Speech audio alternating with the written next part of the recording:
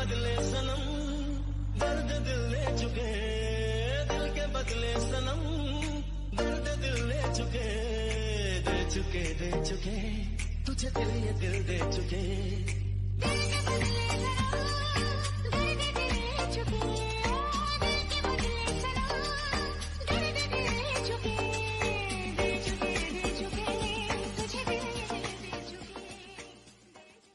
Hello my lovely viewers, welcome back to my channel. আশা করি আপনারা সকলে ভালো আছেন, সুস্থ আছেন। আমিও অনেক অনেক ভালো আছি। আমি মধুমিতা, আপনারা দেখছেন মধুমিতার রান্নাঘর। আজ বানাতে চলেছি গাজরের হালুয়া। তো আপনারা দেখতেই পাচ্ছেন গাজরের কিছু সাইজ কিন্তু বড় বড় আর কিছু সাইজ ছোট ছোট। কারণ কি এগুলো আমি আজকে দোকান থেকে কোনো গাজরই কিনিনি। এগুলো হচ্ছে আমার বাড়ির উঠোনে লাগানো গাজর, যেগুলো অনেক দিন পর আজকে তুললাম। আর ভাবলাম এই গাজরগুলো দিয়ে কী বানানো যাক। তো মাথায় একটা বুদ্ধি খেলে গেলো যে কেন না এই গাজরগুলো দিয়ে যদি আমি গাজরের হালুয়া বানাই আর আপনাদের সাথে শেয়ার করি, অবশ্যই আপনাদের ভালো লাগবে। আর আপনারাও অবশ্যই বাড়িতে একবার বানিয়ে খেয়ে টেস্টটা আমায় অবশ্যই কমেন্ট করে জানাবেন। তো ভালো করে ছোট ছোট করে এগুলোকে যে ঘষাটা মানে ওটাকে কি বলে আমি ঠিকঠাক জানি না, যেটা দিয়ে পেঁয়াজ রসুন টসুন সব কিছু আমরা খুব সহজেই একটু হালকা পাতলা কেটে নিতে পারি, সেটা দিয়ে আমি ভালোভাবে ঘষে নিলাম। আর সমস্তগুলো কিন্তু খুব ছোট ছোটোভাবে আমি পুরো কুচি কুচি করে ভালো করে আমরা ওটাকে কি বলি ঘষার দিয়ে ভালো করে ঘষে নিয়েছি। ব্যাস এইটুকুই। এখানে নিয়েছি আমন্ড বাদাম আর নিয়েছি সঙ্গে লং আর এলাচ। এগুলোই কিন্তু আমাদের লাগবে, তার সাথে লাগবে দুধ, ঘি, অনেক কিছু পরপর আপনারা জানতে পারবেন। আর ভিডিওটা দেখতে থাকুন। সবার প্রথমে কড়াই নিয়ে নিয়েছি আর দিয়ে দিয়েছি 2 চামচ গায়া ঘি। আমার বাড়িতে গায়া ঘি একদম পুরো টাটকা, আর এই গায়া ঘি দিয়ে দিয়েছি 2 চামচ। গায়া ঘিটাকে আগে ভালো করে গরম করে নিতে হবে। গরম হয়ে গেলে আগের থেকে কুচোনো যে গাজরগুলো, সেই গাজরগুলো কিন্তু এর মধ্যে অ্যাড করে নিতে হবে আর ভালো করে একটুখানি ভেজে নিতে হবে। যখন একটুখানি ভালো করে ভাজা হয়ে যাবে তারপরেই কিন্তু আপনাদের দিয়ে দিতে হবে দুধ। তো চলুন আপনারা ভিডিওটা দেখতে থাকুন।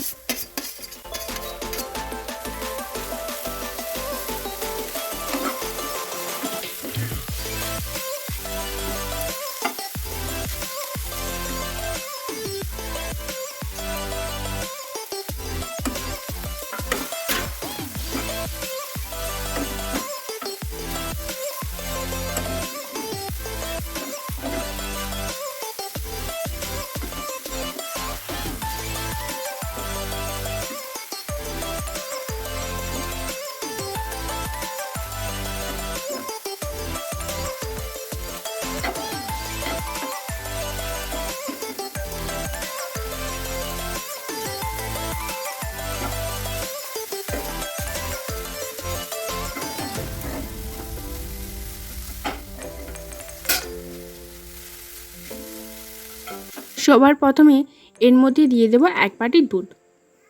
যে দুধটা কিন্তু আমি আগের থেকে ছেঁকে রেখেছিলাম, আপনারা অবশ্যই দুধটাকে ছেঁকনি দিয়ে ছেঁকে আর রান্নাতে ব্যবহার করবেন। এই দুধটা এর মধ্যে ভালো করে অ্যাড করে দিলাম আর ভালো করে একটুখানি সেদ্ধ করে নেব। তো চলুন এটাকে ভালো করে নাড়াচাড়া করে আগে সেদ্ধ করে নেওয়া যাক। এতে কিন্তু একটু বেশি পরিমাণে দুধ লাগবে। প্রথমে আমি 1 বাটি দিয়েছি, তারপর আর 1 বাটি দিয়ে দিলাম। এটা কিন্তু আমার ছেঁকা থাকেনি, তার জন্য আমি একবার ছেঁকনি ব্যবহার করে নিলাম। আপনারা অবশ্যই পুরো দুধটা ছেঁকে পর খাবেন, একদমই না ছেঁকে দুধ ব্যবহার করবেন না। আর এখানে একটু সেদ্ধ হওয়ার জন্য দিয়ে দিলাম, তার সঙ্গে দিয়ে দিলাম লং আর এলাচ। এটা দিয়ে এরপর একটুখানি ভালো করে সেদ্ধ করে নেওয়া যাক। চলুন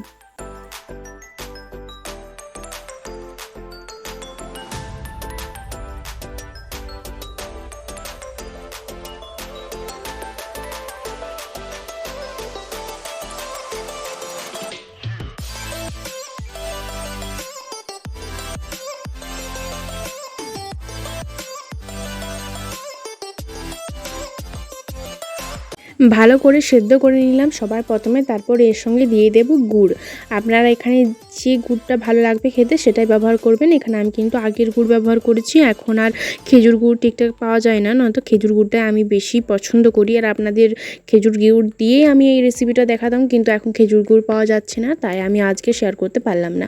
আমি আখের গুড় দিয়েছি আর এখানে স্বাদ মতো চিনি দেব।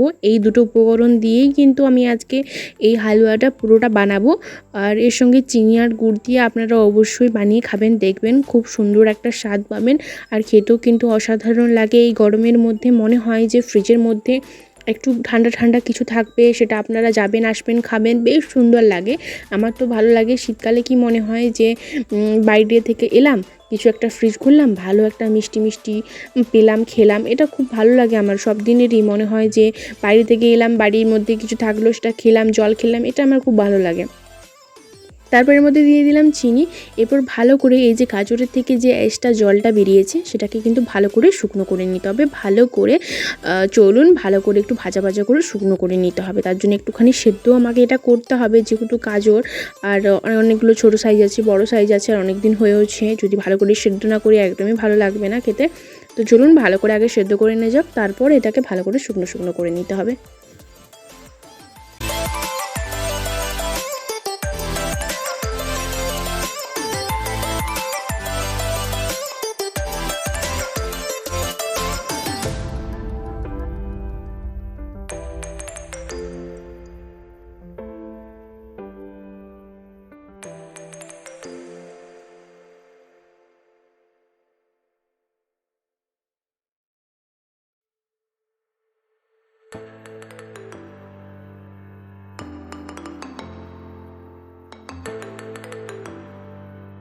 খুব ভালো করে শুকনো শুকনো করে নিতে হবে। তারপর এর মধ্যে দিয়ে দিলাম গায়া ঘি।